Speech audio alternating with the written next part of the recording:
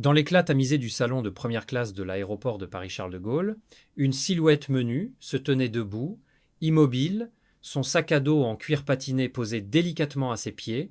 Amélie Dubois, 11 ans, les cheveux noirs, soigneusement tressés en une natte élégante, observait le ballet incessant des voyageurs avec une curiosité mêlée de sérénité. Ses yeux, d'un brun profond, brillaient d'une intelligence vive, et son sourire discret trahissait une assurance rare pour une enfant de son âge. Vêtue d'une robe bleu marine, toute simple, ornée d'un col blanc à la coupe classique, elle ne portait aucun signe ostentatoire de la richesse de sa famille, les Dubois, une dynastie française dont le nom résonnait dans les cercles de la haute société, des affaires aux arts. Pourtant, ce jour-là, Amélie n'était qu'une fillette voyageant seule, en route pour Nice, où son père, gravement malade, suivait un traitement dans une clinique réputée de la Côte d'Azur. Ce voyage, bien que teinté d'inquiétude, était aussi une aventure pour elle, une occasion de prouver qu'elle pouvait se débrouiller, comme sa mère, emportée 2 ans plus tôt par un cancer, le lui avait toujours enseigné. Amélie serrait dans sa main un médaillon en argent, un précieux souvenir de sa mère, gravé d'une étoile et des mots courage et cœur. Elle murmura ces mots à voix basse comme un mantra, tandis que le haut-parleur annonçait l'embarquement du vol Air France à destination de Nice. La foule s'agitait autour d'elle, un mélange de costumes impeccables, de valises de luxe et de parfums coûteux, mais Amélie, perdue dans ses pensées, semblait flotter dans un monde à part, un monde où les souvenirs de sa mère et l'espoir de revoir son père en bonne santé se mêlaient dans un tourbillon d'émotions. À bord de l'avion, Amélie s'installa dans son siège en première classe, près du hublot, là où elle pouvait contempler les nuages qui s'effilochaient dans l'immensité du ciel. L'odeur du cuir des fauteuils, le tintement délicat des coupes de champagne servies par les hôtesses et le murmure feutré des conversations donnaient à la cabine une atmosphère de luxe discret, typique des voyages d'élite. Elle ouvrit un livre, Le Petit Prince d'Antoine de Saint-Exupéry, un cadeau de son père, et se plongea dans les premières pages, ses lèvres remuant légèrement au rythme des mots. Les phrases familières, empreintes de poésie et de sagesse, lui offraient un refuge contre l'anxiété qui montait en elle à l'idée de retrouver son père affaibli. Mais cette bulle de tranquillité fut bientôt brisée. Un homme d'une cinquantaine d'années, vêtu d'un costume gris taillé sur mesure, s'arrêta brusquement devant son siège. Jacques Lefebvre, un homme d'affaires prospère, propriétaire d'une chaîne d'hôtels de luxe sur la Côte d'Azur, fronça les sourcils en la voyant. Ses cheveux poivre et sel, soigneusement coiffés, et son regard perçant derrière des lunettes en écaille, donnaient une impression d'autorité presque intimidante. Il ajusta son nœud de cravate et lança, d'un ton sec mais poli, « Mademoiselle, je crois qu'il y a une erreur. Ce siège est en première classe. Où sont vos parents ?» Sa voix portait une note de condescendance, comme si la présence d'une enfant dans cet espace réservé aux élites était une anomalie, une intrusion dans un monde qui ne lui appartenait pas. Amélie leva les yeux de son livre, son regard calme et direct croisant celui, agacé, de Jacques. « Bonjour, monsieur. »« Je suis à ma place, merci, » répondit-elle avec une politesse irréprochable, son accent parisien doux mais ferme. Jacques haussa un sourcil, visiblement déconcerté par son aplomb. « Écoutez, petite, la première classe n'est pas un endroit pour les enfants non accompagnés. Vous devriez être en classe économique, ou du moins avec un adulte. Je vais appeler une hôtesse pour régler cela. » Il fit un geste vers le bouton d'appel, au-dessus de son siège, son mouvement brusque attirant l'attention des autres passagers. Avant qu'il ne puisse appuyer, une hôtesse, Claire, une femme élégante d'une trentaine d'années, avec un chignon impeccable et un sourire professionnel, s'approcha rapidement. « Monsieur, y a-t-il un problème ?» demanda-t-elle, son ton courtois, masquant une pointe d'inquiétude. Jacques, sans détour, expliqua qu'il trouvait inapproprié qu'une enfant occupe un siège aussi coûteux, ajoutant qu'il avait payé une fortune pour voyager dans le calme.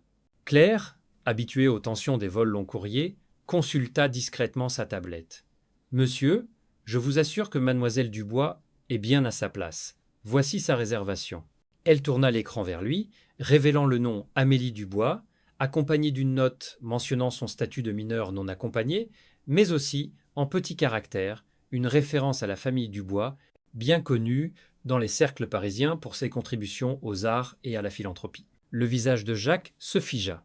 Dubois, comme dans la famille Dubois, balbutia-t-il, sa voix perdant toute trace de son assurance initiale. Claire hocha la tête, un sourire amusé au coin des lèvres. Oui, monsieur. Mademoiselle Amélie voyage sous la supervision de notre équipage. Tout est en ordre. Puis-je vous offrir quelque chose pour rendre votre vol plus agréable? Jacques, rouge de honte, bredouilla des excuses maladroites. Je suis désolé, mademoiselle. Je ne savais pas. J'ai fait une erreur. Amélie, toujours aussi posée, referma son livre avec soin et lui adressa un sourire qui semblait à la fois indulgent et malicieux. « Ce n'est pas grave, monsieur. On se trompe tous parfois. Vous voulez vous asseoir ?» Sa réponse, empreinte d'une maturité inattendue, laissa Jacques sans voix. Il marmonna un remerciement et s'assit à 2 rangées d'elle, tentant de se concentrer sur son journal économique, mais son regard revenait sans cesse vers la fillette, intrigué par son calme et sa prestance. Comment une enfant, si jeune, pouvait-elle afficher une telle assurance? Était-ce son éducation, son nom ou quelque chose de plus profond? Jacques, habitué à juger les gens au premier coup d'œil, se sentit soudain mal à l'aise avec ses propres préjugés. L'avion décolla et le bourdonnement des moteurs emplit la cabine d'un ronronnement apaisant. Amélie, le nez collé au hublot, observait les champs verdoyants et les rivières sinueuses de France s'éloigner sous les ailes de l'appareil. Les nuages, comme des touffes de coton flottant dans l'azur, semblaient danser pour elle, et elle se surprit à sourire, imaginant sa mère à ses côtés, lui murmurant des histoires sur les étoiles. À côté d'elle, un garçon d'environ son âge, Louis, un voyageur curieux avec des lunettes rondes et une tignasse blonde en bataille, se pencha pour engager la conversation. « Tu lis Le Petit Prince ? J'adore ce livre. Tu crois qu'on peut vraiment apprivoiser un renard ? Demanda-t-il avec un enthousiasme communicatif, ses yeux pétillants d'excitation. Amélie rit doucement, un son clair qui résonna dans la cabine. Peut être, si on a assez de patience. Mais je crois que le plus dur, c'est d'apprivoiser les gens. Louis, intrigué par sa réponse, lui demanda pourquoi elle voyageait seule. Elle hésita un instant, son regard se posant sur le médaillon dans sa main, puis répondit simplement « Mon papa est malade, je vais le rejoindre à Nice. » Louis, compatissant, raconta qu'il rendait visite à ses grands-parents sur la Côte d'Azur et qu'il adorait les promenades sur la promenade des Anglais, où il collectionnait des galets polis par la mer.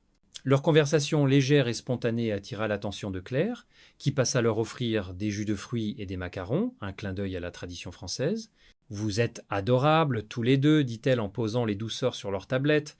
Profitez bien du vol. » Mais l'atmosphère paisible changea soudain lorsque l'avion traversa une zone de turbulence. Les lumières de la cabine clignotèrent, et une voix dans l'interphone demanda aux passagers de boucler leur ceinture immédiatement. Amélie, bien que nerveuse, resta calme, serrant son médaillon si fort que ses doigts blanchirent. Elle ferma les yeux, murmurant les mots courage et cœur comme une prière silencieuse. Louis, à côté, tenta de plaisanter pour détendre l'atmosphère. « On dirait un manège, non ?» lança-t-il, mais sa voix tremblait légèrement. Jacques, qui avait observé la scène de loin, remarqua le geste d'Amélie et son calme apparent. Lorsque l'avion se stabilisa, il se leva, hésitant, et s'approcha de son siège. « Tout va bien, mademoiselle ?» demanda-t-il, sa voix plus douce cette fois, presque paternelle. Amélie rouvrit les yeux et hocha la tête. « Oui, merci. » C'était juste un peu secouant. Jacques, cherchant à se racheter pour son comportement initial, s'assit sur le siège vide à côté d'elle, après avoir demandé la permission d'un regard. « Vous savez, je voyage souvent, et ces turbulences sont plus impressionnantes que dangereuses. Rien à craindre avec un équipage comme celui-ci. » Il marqua une pause, puis ajouta « Je m'appelle Jacques Lefebvre. Et vous êtes Amélie, c'est ça ?» Elle acquiesça, et pour la première fois, ils échangèrent un vrai sourire, un pont fragile entre deux mondes que tout semblait opposer. Encouragée par la curiosité sincère de Jacques, Amélie se mit à parler.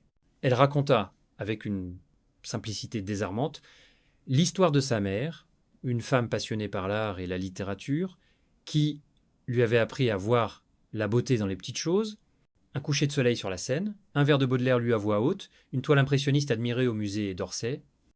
Elle évoqua aussi la maladie de son père, un homme d'affaires respecté mais affaibli par une longue bataille contre le cancer, qui l'attendait à Nice dans une clinique spécialisée. Jacques, touché par sa franchise et sa vulnérabilité, se surprit à partager un peu de sa propre vie. Il raconta son ascension dans le monde des affaires, ses hôtels qui attiraient les élites du monde entier, de Monaco à Saint-Tropez, mais aussi sa solitude. J'ai construit beaucoup de choses, des bâtiments, une réputation, une fortune, mais je n'ai pas de famille à qui les transmettre, avoua-t-il, une ombre passant dans ses yeux. Amélie, avec la sagesse d'une enfant qui avait trop vite grandi, répondit doucement. Peut être que ce n'est pas ce qu'on construit qui compte, mais ce qu'on partage. Ma mère disait toujours qu'un sourire donné à un inconnu peut valoir plus qu'un château. Jacques, déconcerté par la profondeur de ces mots, resta silencieux, contemplant cette fillette qui, en quelques phrases, venait de remettre en question ses certitudes. Le vol se poursuivit dans une ambiance plus chaleureuse.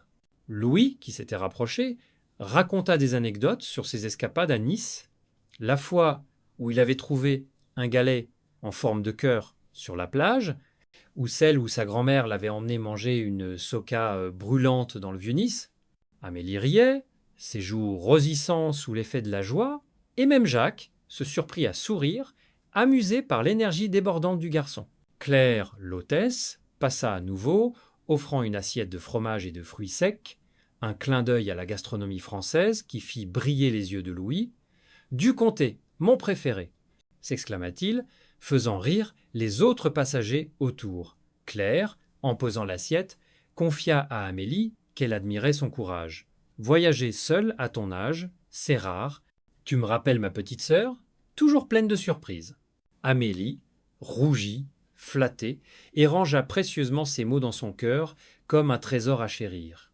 À mesure que l'avion approchait de Nice, le ciel s'ouvrait sur un horizon d'azur éclatant, et la mer Méditerranée scintillait au loin, bordée par les collines verdoyantes de la Côte d'Azur. Amélie sentit son cœur se serrer d'anticipation.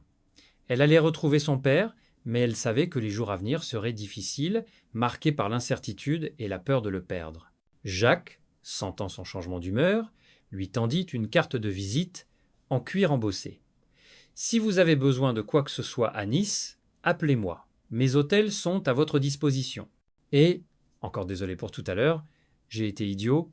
Amélie prit la carte avec un sourire, ses doigts effleurant le papier épais. « Merci, monsieur Lefebvre, peut être qu'on se reverra. » Alors qu'elle suivait Claire vers la sortie réservée aux mineurs non accompagnés, Louis lui fit un signe de la main depuis son siège. « À bientôt, Amélie, on ira voir les renards ensemble sur la plage !» cria-t-il, provoquant un éclat de rire général dans la cabine. Dans le hall de l'aéroport de Nice, baigné par la lumière dorée du soleil méditerranéen, Amélie aperçut au loin la silhouette d'un homme en fauteuil roulant, son père entouré d'une infirmière au geste doux. Son cœur se serra, partagé entre la joie de le revoir et la douleur de le voir si fragile. Elle marcha vers lui, le médaillon de sa mère serré dans sa main, ses pas résonnant sur le sol de marbre. Derrière elle, Jacques, encore marqué par leur rencontre, observait la scène depuis l'entrée du terminal. Ce vol, qu'il avait abordé avec arrogance, venait de lui offrir une leçon inattendue, portée par une enfant dont le nom et l'âme résonneraient longtemps en lui. La Côte d'Azur s'ouvrait devant Amélie, pleine de promesses et de défis, mais pour l'instant, elle n'était qu'une fille courant vers son père, prête à affronter l'avenir, avec le courage et le cœur que sa mère lui avait légués. Et quelque part, dans le tumulte de ses pensées, Jacques se promit de réfléchir à ses préjugés, de revoir sa manière de juger les autres, car une petite fille de 11 ans venait de lui rappeler que la vraie richesse ne se mesure pas en argent, mais en humanité. Le soleil de la Côte d'Azur caressait la ville de Nice d'une lumière dorée, transformant la promenade des Anglais en un ruban scintillant bordé par la mer Méditerranée. Amélie Dubois, fraîchement arrivée de son vol depuis Paris, marchait lentement dans les rues animées du Vieux-Nice, son sac à dos en cuir patiné sur l'épaule. L'odeur des socas grillés et des fleurs fraîchement coupées emplissait l'air, mêlée à la brise saline qui soufflait doucement depuis la baie des Anges. Elle avait retrouvé son père, M. Dubois, à l'aéroport, et bien que son état de santé fragile lui brisât le cœur, sa présence rassurante lui donnait la force de continuer. Installé dans un petit appartement prêté par un ami de la famille, près de la clinique où son père suivait son traitement, Amélie passait ses journées entre les visites à l'hôpital et les moments de liberté qu'elle s'accordait pour explorer la ville. Ce matin-là, elle s'était aventurée seule dans le Vieux-Nice, attirée par les étals colorés du marché aux fleurs du cours Saléa. Les bouquets de lavande, de roses et de tournesols s'entassaient sous des auvents rayés, et les marchands, avec leurs voix chantantes, invitaient les passants à s'arrêter. Amélie, son médaillon en argent serré dans sa main, s'émerveillait de la vie qui pulsait autour d'elle, un contraste vibrant avec l'atmosphère feutrée de l'hôpital. Elle s'arrêta devant un stand de livres anciens, caressant du bout des doigts une édition usée des Fleurs du Mal de Baudelaire, un recueil que sa mère aimait lui lire à voix haute lorsqu'elle était petite. « C'est un beau choix, mademoiselle, dit une voix chaleureuse derrière elle. Amélie se retourna et reconnut, à sa grande surprise, Jacques Lefebvre, l'homme d'affaires qu'elle avait rencontré dans l'avion. Jacques, vêtu d'une chemise en lin blanc et d'un pantalon beige, semblait plus détendu que lors de leur première rencontre. Ses lunettes en écaille glissaient sur le bout de son nez, il tenait un panier en osier rempli de figues fraîches et d'olives noires. « Mademoiselle Dubois, quelle coïncidence !» s'exclama-t-il, un sourire sincère illuminant son visage. Amélie, d'abord surprise, lui rendit son sourire. « Monsieur Lefebvre, je ne m'attendais pas à vous voir ici. Vous faites vos courses comme tout le monde ?» plaisanta-t-elle, son ton taquin faisant rire Jacques. « Eh bien, même les hommes d'affaires doivent manger, » répondit-il en soulevant son panier. « Mais je dois dire que le marché de Nice a quelque chose de spécial. On y trouve bien plus que des fruits et des légumes. » Il désigna le livre qu'Amélie tenait toujours. « Baudelaire, hein? Tu as du goût pour ton âge. » Amélie rougit légèrement, flattée, et expliqua que sa mère lui avait transmis son amour pour la poésie. Jacques, touché par cette confidence, proposa de l'inviter à prendre un café dans un petit bistrot qu'il connaissait, juste au coin de la rue. « Ce n'est pas un de mes hôtels de luxe, mais je te promets que leur café est le meilleur de Nice, » ajouta-t-il avec un clin d'œil. Ils s'installèrent à la terrasse du Café des Fleurs, un établissement charmant avec des chaises en fer forgé et des nappes à carreaux rouges et blancs.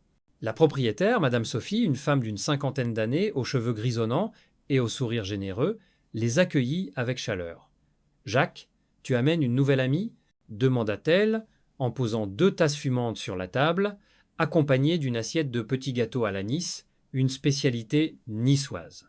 Jacques présenta Amélie, expliquant leur rencontre dans l'avion avec une pointe d'autodérision sur son comportement initial. « J'ai failli me ridiculiser complètement, Sophie, avoua-t-il, faisant rire la propriétaire. » Amélie, amusée, raconta à son tour l'histoire, ajoutant avec malice « Mais il s'est rattrapé avec ses excuses. » Madame Sophie, intriguée par la maturité de la fillette, s'assit un moment avec eux, partageant des anecdotes sur le Vieux-Nice.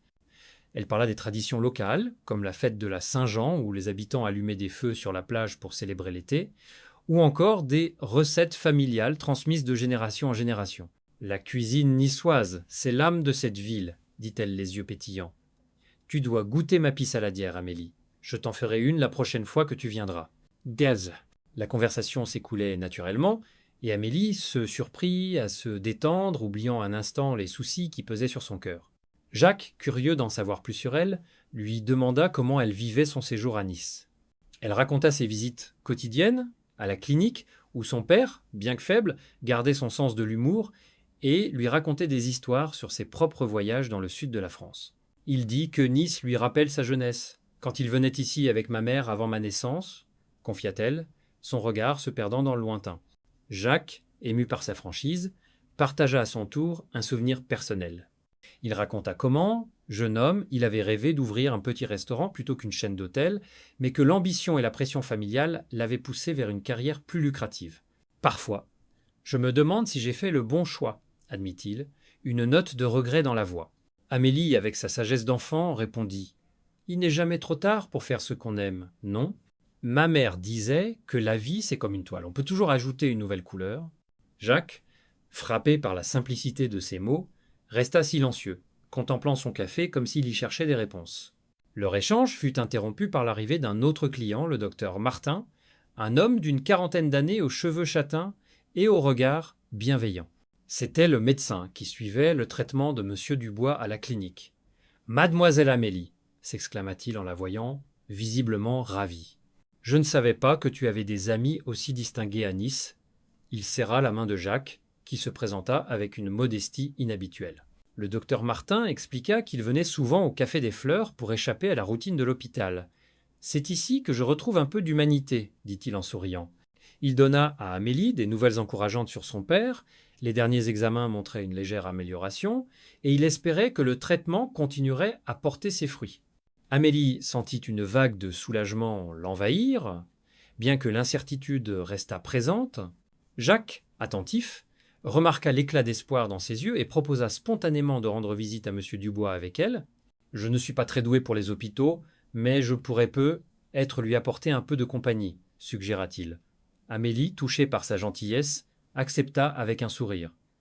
Quelques jours plus tard, Amélie et Jacques se retrouvèrent sur la promenade des Anglais, marchant côte à côte sous les palmiers qui bordaient la mer. La lumière du soleil dansait sur les vagues et les mouettes tournoyaient au-dessus de leurs têtes, leurs cris se mêlant au bruit des vagues.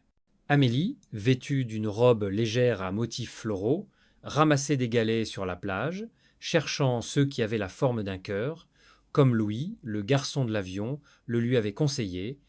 Jacques, qui l'observait avec amusement, s'étonna de la simplicité de son bonheur. « Tu sais, Amélie, je passe mes journées à négocier des contrats et à gérer des hôtels, mais je ne me souviens pas de la dernière fois où j'ai pris le temps de ramasser un caillou, dit-il en riant.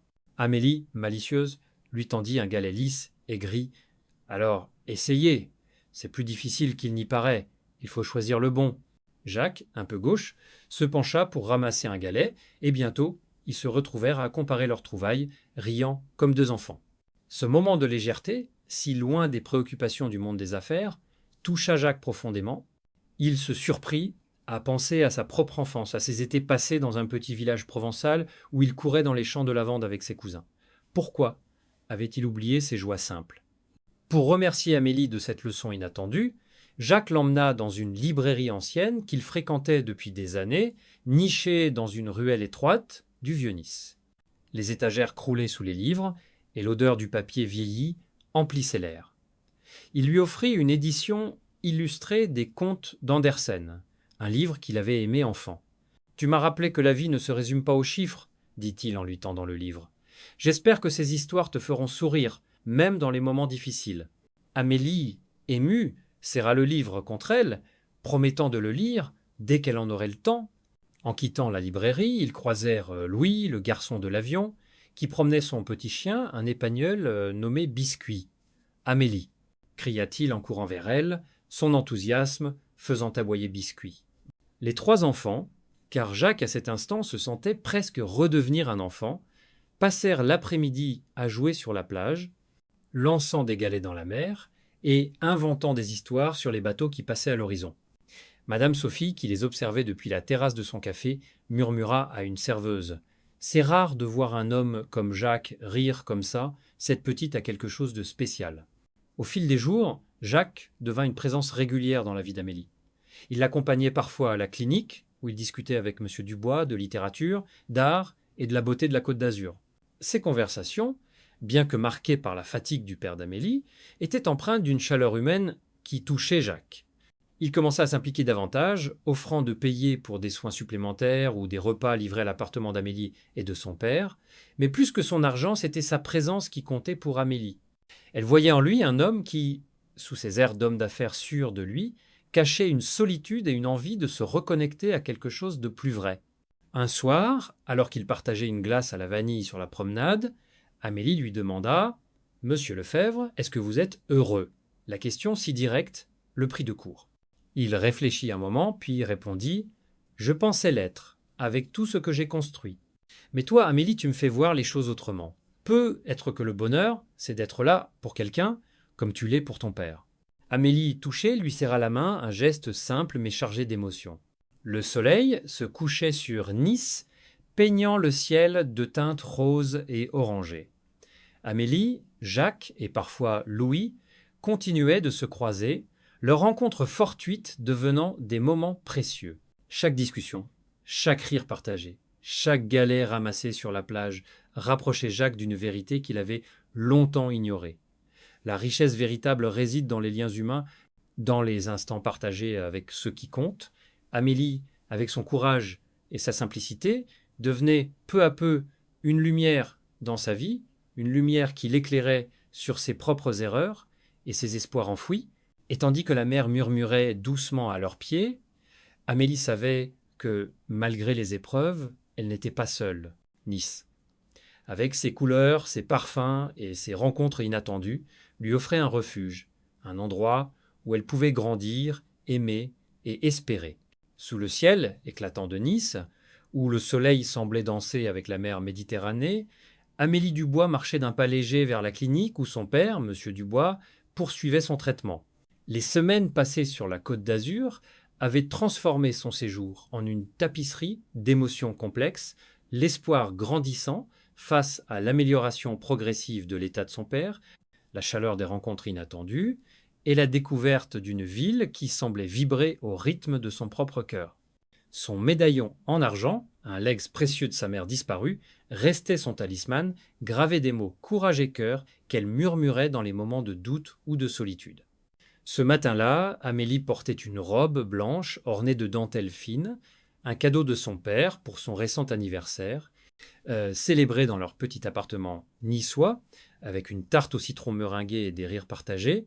Elle s'arrêta un instant sur la promenade des Anglais, laissant la brise marine jouer avec ses tresses noires, et observa les vagues qui scintillaient sous la lumière dorée.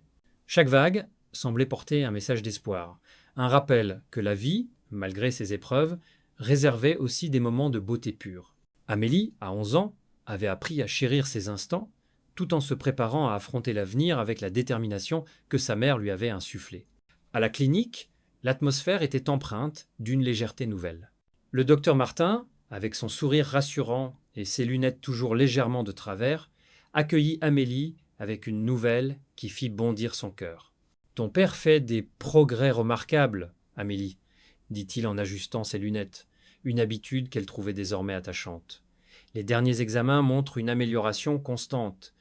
Avec un peu de repos et de patience, il pourrait bientôt rentrer à Paris. Amélie sentit une vague de joie l'envahir, tempérée par une prudence instinctive. Elle entra dans la chambre de son père, où il était assis près de la fenêtre, un recueil de poèmes de Paul Verlaine posé sur ses genoux. Ses cheveux grisonnants et son visage émacié trahissaient les ravages de la maladie, mais ses yeux brillaient d'une lueur nouvelle, une étincelle de vie qui réchauffait le cœur d'Amélie. « Ma petite étoile !» murmura-t-il en l'apercevant, utilisant le surnom qu'il lui donnait depuis qu'elle était bébé.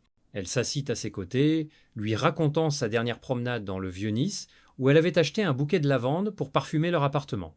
Elle décrivit les étals colorés du marché du cours Saléya, l'odeur des socas chaudes et les cris des mouettes au-dessus de la baie des Anges. Elle omit volontairement ses inquiétudes, préférant partager les petits bonheurs qui rendaient leur journée plus douce, comme le sourire d'une vieille dame qui lui avait offert une fleur ou le chant d'un musicien de rue jouant un air d'Édith Piaf.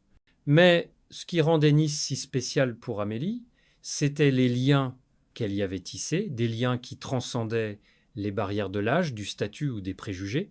Jacques Lefebvre, l'homme d'affaires qu'elle avait rencontré dans l'avion, était devenu une figure centrale dans sa vie.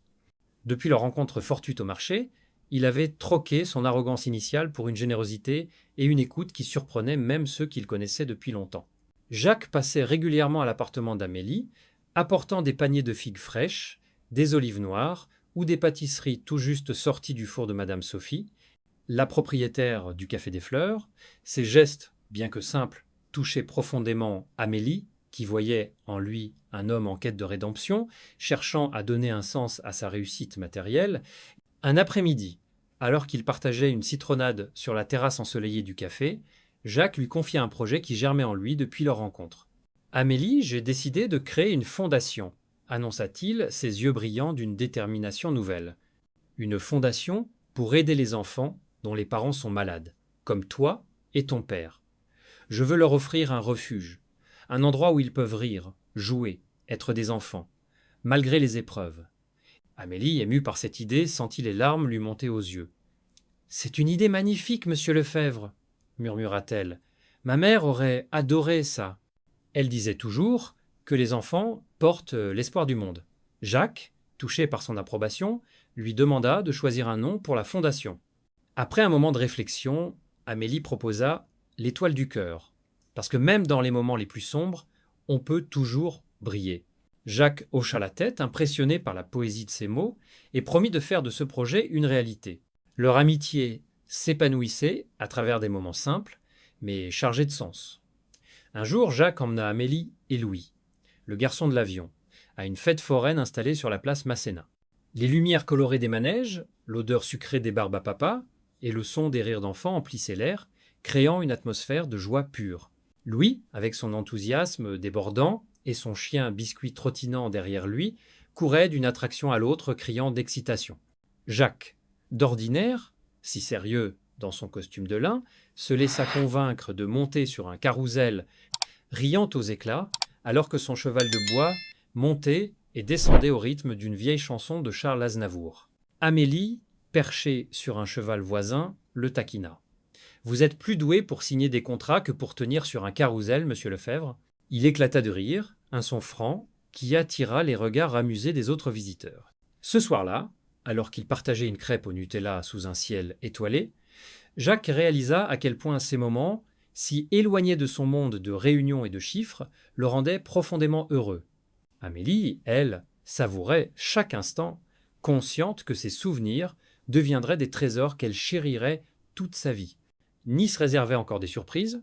Lors de son inscription à l'école locale, où elle suivait des cours pour ne pas prendre de retard, Amélie rencontra Marianne, une professeure de littérature passionnée par les récits d'enfants. Marianne, une femme d'une quarantaine d'années aux cheveux auburn et au sourire éclatant, remarqua immédiatement le talent d'Amélie pour l'écriture. Après avoir lu un court texte qu'Amélie avait écrit sur ses promenades à Nice, elle l'encouragea avec enthousiasme. « Tu as une voix, Amélie, une façon unique de voir le monde, lui dit-elle, ses yeux brillants d'admiration. Tu devrais tenir un journal, y mettre tes pensées, tes espoirs, tes peurs. Ça t'aidera à comprendre tout ce que tu vis et ça pourrait toucher d'autres cœurs. » Amélie, touchée par ces mots, commença à écrire chaque soir, décrivant les odeurs du marché, les rires de Louis, les conversations profondes avec Jacques et surtout les progrès de son père. Ces pages devinrent son refuge, un endroit où elle pouvait parler à sa mère, où elle pouvait être à la fois forte et vulnérable. Marianne, en lisant ces textes, l'encouragea à participer à un concours d'écriture pour jeunes organisé par la ville de Nice. « Ton histoire mérite d'être partagée, insista-t-elle. Amélie, d'abord hésitante, accepta, voyant dans ce projet une manière d'honorer la mémoire de sa mère, qui lui avait toujours appris à transformer la douleur en beauté. Les semaines passèrent, et l'état de M. Dubois continua de s'améliorer. Les visites d'Amélie à la clinique devinrent des moments de complicité, où ils partageaient des histoires, des poèmes et des souvenirs de leur vie à Paris. Jacques, fidèle à sa promesse, venait souvent leur rendre visite, apportant des livres ou des anecdotes sur ses hôtels qu'il racontait avec une autodérision nouvelle. Il discutait avec M. Dubois de littérature, d'art et de la beauté intemporelle de la Côte d'Azur, des conversations qui semblaient redonner de l'énergie au père d'Amélie. Un soir, alors que l'été touchait à sa fin, Nice organisa sa traditionnelle fête des Lumières, un événement où les habitants se réunissaient sur la plage pour allumer des lanternes flottantes. Amélie, accompagnée de Jacques, Louis, Madame Sophie, Marianne et même le docteur Martin, se joignit à la foule. Les lanternes, comme des étoiles tombées sur la mer, illuminaient la nuit, créant une atmosphère de magie douce amère. Amélie, tenant une lanterne en papier blanc, y inscrivit un vœu. « Que papa guérisse et que nous rentrions tous à la maison, ensemble. » Jacques, à ses côtés, écrivit le sien. « Apprendre à vivre avec le cœur, comme Amélie. » Lorsqu'ils lâchèrent leurs lanternes, elles s'élevèrent ensemble, dansant dans le ciel étoilé, symbole d'espoir et de renouveau. Louis, fidèle à son énergie débordante, courut le long de la plage avec Biscuit, criant de joie alors que les lanternes s'éloignaient. Madame Sophie, les larmes aux yeux, murmura à Marianne. « Cette petite a changé beaucoup de choses ici, n'est-ce pas ?» Jacques, incapable de parler, hocha la tête, submergé par l'émotion. Quelques jours plus tard, le docteur Martin annonça une nouvelle qui bouleversa Amélie. Son père était assez rétabli pour rentrer à Paris. La clinique avait fait des miracles, et bien que la guérison complète nécessiterait encore du temps, M. Dubois pouvait désormais envisager une vie normale. Amélie, partagée entre la joie et la tristesse de quitter Nice, passa sa dernière journée à dire au revoir à ceux qui avaient marqué son séjour. Elle offrit à Madame Sophie un dessin qu'elle avait fait du Café des Fleurs, capturant les chaises en fer forgé et les nappes à carreaux. À Louis, elle donna un galet en forme de cœur qu'elle avait trouvé sur la plage, lui arrachant une promesse de l'appeler lorsqu'il viendrait à Paris. À Marianne, elle offrit un poème qu'elle avait écrit pour le concours, qui avait remporté le premier prix, une ode à la mer et à l'espoir. À Jacques, elle remit une lettre, écrite à l'encre noire sur un papier parfumé à la lavande. « Cher monsieur Lefebvre, commençait-elle, vous m'avez appris que même les gens qui se trompent peuvent changer. Merci d'être mon ami et de m'avoir montré que la vie est plus belle quand on partage. » Jacques, en lisant ces mots, sentit son cœur se serrer. Il promit de rester en contact, de l'inviter dans ses hôtels lorsqu'elle reviendrait à Nice et de faire vivre la fondation L'Étoile du Cœur en son honneur. Le jour du départ, Amélie et son père prirent un taxi pour l'aéroport, leurs bagages remplis de souvenirs, des livres, des galets, des photographies prises sur la promenade des Anglais, et même une petite bouteille d'huile d'olive offerte par Madame Sophie. Jacques, Louis, Madame Sophie, Marianne et le docteur Martin étaient là pour leur dire au revoir, formant une petite foule d'amis improbables, unis par l'amour et l'espoir. Alors que l'avion décollait, Amélie regarda par le hublot, voyant Nice s'éloigner sous un ciel d'un bleu éclatant. Elle serra son médaillon, murmurant courage et cœur, et sourit. Elle rentrait à Paris, mais elle emportait avec elle une leçon précieuse. Les rencontres, même les plus inattendues, peuvent transformer des vies, guérir des cœurs et allumer des étoiles dans l'obscurité. Jacques, resté sur le tarmac, regarda l'avion disparaître, un sourire mélancolique sur les lèvres. Il savait qu'il ne serait plus jamais le même, grâce à une petite fille de 11 ans qui lui avait appris à voir le monde avec des yeux neufs, pleins d'humanité, de poésie et de lumière. L'histoire d'Amélie Dubois, une fillette de 11 ans confrontée à des défis bien plus grands que son âge, est une ode vibrante à la résilience, à l'humanité et à la magie des rencontres fortuites. À travers son voyage de Paris à Nice, marqué par la maladie de son père et le souvenir poignant de sa mère disparue, Amélie incarne une force intérieure qui transcende les préjugés, les barrières sociales et les attentes conventionnelles. En tant que Français, nous chérissons des valeurs comme la fraternité, la solidarité et la beauté des liens humains, et cette histoire résonne profondément avec ces idéaux, tout en offrant des leçons universelles que nous pouvons appliquer dans nos vies quotidiennes. Les interactions d'Amélie avec Jacques, Louis, Madame Sophie, Marianne et le docteur Martin révèlent des vérités essentielles sur l'empathie, le courage et la capacité de transformation, des vérités qui s'enracinent dans la culture française, où l'art de vivre s'entrelace avec une quête constante de sens. Cette réflexion explore les leçons tirées de cette histoire et propose des moyens concrets de les intégrer dans notre quotidien, tout en célébrant l'esprit poétique et humain qui définit si bien notre identité. L'un des aspects les plus saisissants de cette histoire est la métamorphose de Jacques Lefebvre, un homme d'affaires initialement arrogant, persuadé que la richesse et le statut social déterminent la valeur d'une personne. Sa rencontre avec Amélie, une enfant à l'apparence modeste, mais à l'âme profonde, issue de la prestigieuse famille Dubois, le force à confronter ses préjugés. En France, où l'élégance et le raffinement sont souvent célébrés, il est facile de tomber dans le piège de juger autrui sur des critères superficiels. Jacques, en se trompant sur Amélie lors de leur rencontre dans l'avion, nous rappelle que l'humilité est une vertu essentielle. Son évolution, d'un homme centré sur son succès, à quelqu'un qui aspire à donner du sens à sa vie à travers la création de la fondation L'Étoile du Cœur, montre que le changement est possible, même pour ceux qui semblent figés dans leur certitude. Cette leçon nous invite à réfléchir à nos propres jugements hâtifs. Combien de fois avons-nous évalué une personne sur son apparence, son accent ou son comportement, sans chercher à comprendre son histoire? Dans nos interactions quotidiennes, que ce soit dans un café bondé de Montmartre ou lors d'une promenade sur les quais de la Seine, prenons le temps d'écouter, de regarder au-delà des apparences et de reconnaître la valeur intrinsèque de chaque individu. Une conversation inattendue, un sourire échangé, peut transformer une journée ordinaire en un moment de connexion profonde.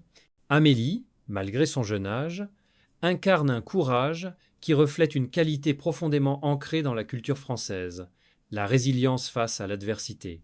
Confrontée à la perte de sa mère et à la maladie grave de son père, elle refuse de se laisser submerger par le désespoir.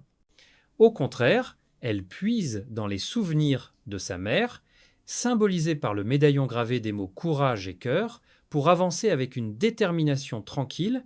Ce courage n'est pas celui des héros épiques, mais une force discrète, presque poétique, à l'image des personnages de Victor Hugo ou d'Antoine de Saint-Exupéry, qui trouvent leur puissance dans la simplicité et l'humanité. Pour nous, cette leçon est une invitation à chercher notre propre force intérieure face aux épreuves.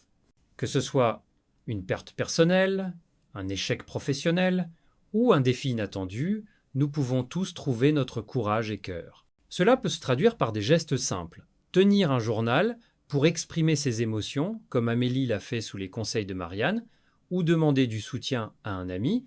Dans la vie quotidienne, nous pouvons appliquer ce courage en affrontant nos peurs, en persévérant dans nos projets malgré les obstacles, ou en offrant une main tendue à ceux qui traversent des moments difficiles. Comme Amélie, nous pouvons transformer la douleur en une source de force en puisant dans les souvenirs et les valeurs qui nous animent. La culture française célèbre les liens humains, qu'il s'agisse des longues discussions autour d'une table garnie, de fromage et de vin, des amitiés forgées dans l'ambiance chaleureuse d'un bistrot, ou des solidarités nées dans les moments de crise. L'histoire d'Amélie illustre cette valeur à travers les relations qu'elle tisse avec des personnages aussi divers que Jacques, l'homme d'affaires en quête de sens Louis, l'enfant débordant de joie Madame Sophie, la propriétaire du café Empreinte de chaleur maternelle, Marianne, la professeure inspirante, et le docteur Martin, porteur d'espoir médical. Ensemble, ils forment une communauté improvisée, un cercle d'humanité qui soutient Amélie dans son épreuve. Cette idée résonne avec l'esprit de fraternité, un pilier de la République française qui nous rappelle que nous sommes plus forts ensemble. Dans nos vies, nous pouvons appliquer cette leçon en cultivant des relations authentiques. Prenez le temps de partager un repas avec vos proches, d'écouter les histoires d'un voisin ou de participer à une initiative communautaire comme un marché de Noël ou une association locale. Comme Amélie, nous pouvons transformer des rencontres fortuites en liens durables, en apportant un peu de lumière dans la vie des autres. Un simple café partagé, une conversation dans un parc ou un geste de solidarité peut tisser des liens qui enrichissent nos existences. Un autre enseignement profondément ancré dans l'art de vivre à la française est l'importance de savourer les petites choses.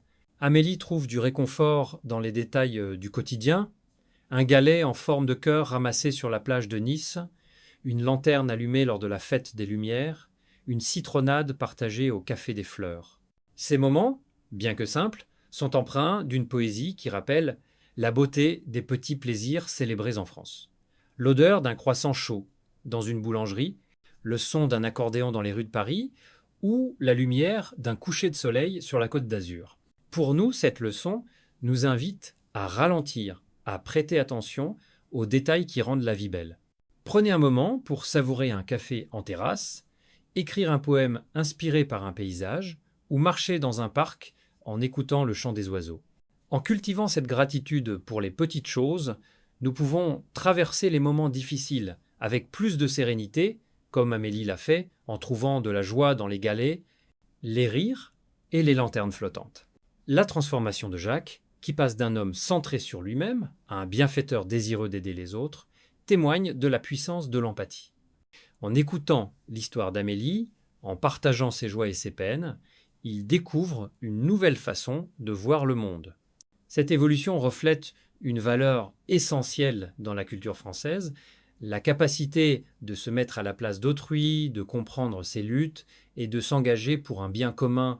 Jacques, en créant la fondation L'Étoile du Cœur, traduit cette empathie en action concrète, un geste qui fait écho à l'engagement social de figures comme l'abbé Pierre ou Simone Veil. Pour nous, cette leçon nous pousse à agir.